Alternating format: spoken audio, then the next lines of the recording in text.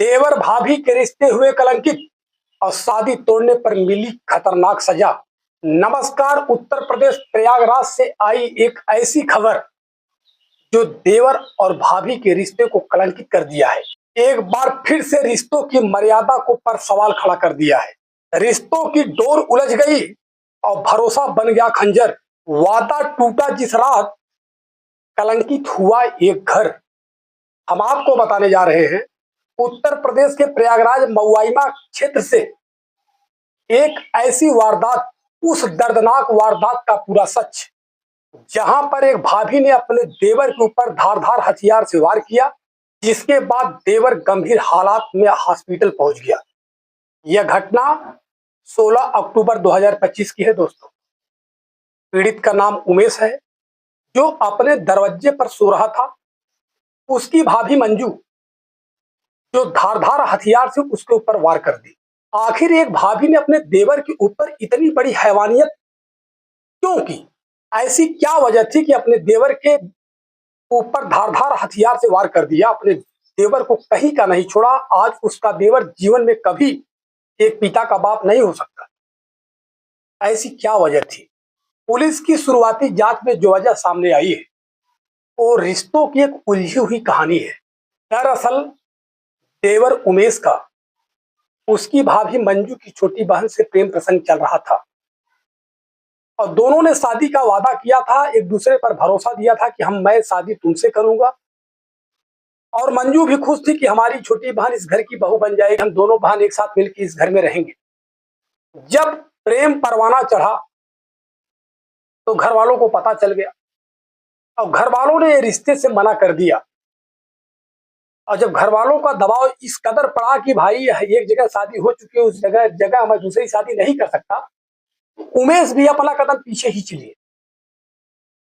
जब उमेश ने अपना कदम पीछे खींच लिया तो भाभी के अंदर गुस्सा आया, क्योंकि भाई उसकी बहन के साथ जो प्रेम प्रसंग कई सालों से चल रहा था, उन्होंने अपने मन में संकल्प किया कि जो मेरी बहन का नहीं हो सकता तो वो किसी का नहीं हो सकता। अब मंजू देवी के अंदर की जो ज्वाला थी, जो प्रतिशोध का भावना था, वो सिर्फ और सिर्फ वक्त का इंतजार कर रही थी, किस दिन मुझे वह मौका मिले और मैं अपने देवर को सजा दे सकूं। वह पल आ गया दोस्तों। उमेश बाहर सोया हुआ था और मंजू देवी ने धारदार हथियार से उसके ऊपर हमला कर दिया।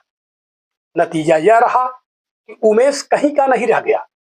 अब वो हॉस्पिटल में है, जहां पे डॉक्टरों ने बताया है कि 8-9 महीने लग जाएंगे उन्हें स्वस्थ होने में। फिलहाल पुलिस ने आरोपी भाभी मंजू देवी के खिलाफ मामला दर्ज कर लिया है और कानूनी कार्रवाई जारी है।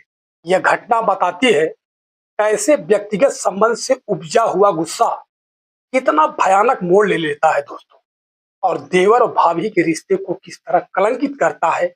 इस पूरे मामले पर आपकी क्या राय है दोस्तों?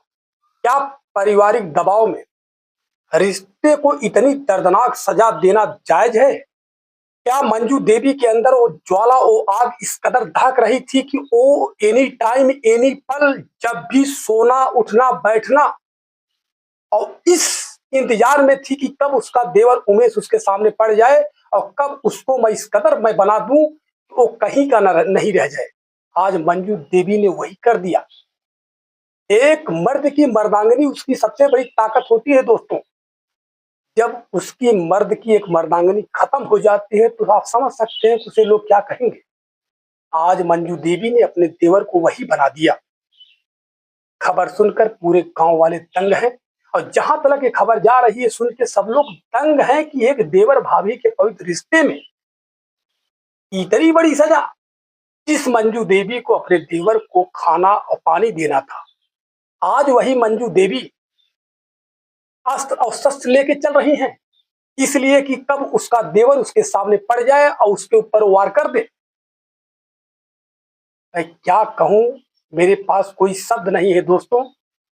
निवेदन करता हूं आप लोगों से कि अगर आप लोग भी कहीं शादी का वादा या शादी का मामला अगर आपका भी चल रहा है तो उस पर गौर कीजिएगा, क्योंकि प्रेम प्रसंग के मैटर में आए दिन घटनाएं कुछ न कुछ घटती चली आई है, लेकिन ऐसी घटनाएं अब भाभी ही डॉन हो जा रही हैं।